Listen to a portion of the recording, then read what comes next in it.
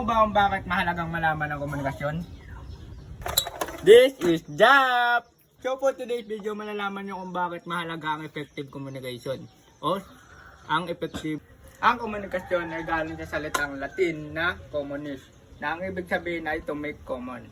Ang komunikasyon ay may dalawang uri. Ito ay verbal at non-verbal. Sa verbal, gumagamit tayo ng salita o di kaya chat, text, kung gusto natin.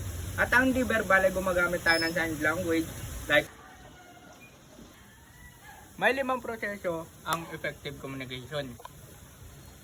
Una, ang sender. Dito nanggagaling ang impormasyon. Padalawa, dito ang mensahe. Ang nais mong iparating sa receiver. Ang pangatlo ay ang channel, na kung saan gusto mo ipadala o kung paano mo ipapadala ang mensahe.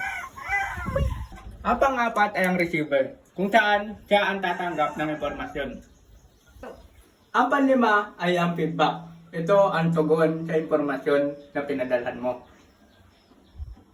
At yun ang mahalagang impormasyon na dapat mo malaman tungkol sa effective communication. Tapos dun.